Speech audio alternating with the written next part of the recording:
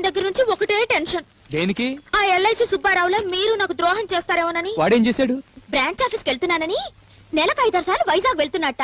వాళ్ళ ఆవిడకు అనుమానం వచ్చి ఆరా తీస్తే అక్కడ సెకండ్ సెటప్ పెట్టాడని తెలిసిందట. వాళ్ళ ఆవిడ ఏం చేసింది? ఊరుకుందా? ఎందుకు ఊరుకుంటుంది? కాఫీలో విషం కలిపిచ్చేసింది. ఏమైంది? పొలవారింది. వాడు బతికాడా చచ్చాడా? దెబ్బకి చచ్చాడు. ఆ మాత్రం దానికి భర్తను ఏవండి చెప్పే. ఇంట్లో కారం అయిపోయిందండి, ఇంకా కిలోనే ఉంది. ఒసే రోజు ఎక్కువ తింటున్నాం కదా, ఉన్నంత వరకు చాలే ఆ కారమా. ఒంట్లో రోషం ఉండాలంటే ఇంట్లో కారం ఉండాలండి. సర్లే కానీ ఊరి నుంచి నా ఫ్రెండ్ వస్తున్నాడు, వారం రోజులు ఉండేసిపోతానంట. రానివ్వండి, రోషంగా చూసుకుందాం. ఒసే రోషంగా కాదే, మర్యాదగా చూసుకోవాలి. అదేలేండి. హాయ్ అమ్మా, ఎలా ఉన్నావు? అన్నయ్య బాగున్నాను. పచ్చడి తీసుకుంటారా? పచ్చడేంది, కాఫీ కదా. వద్దులే అమ్మా. సరే అన్నయ్య. రా బావా కూర్చో. బావా. ఏమిటి, ఇంటికి గెస్ట్లు కూడా వస్తున్నారండి, మీరు మాత్రం కారపొడి తేవట్లేదు. అబ్బా తీసుకొస్తాలేవే. రోషం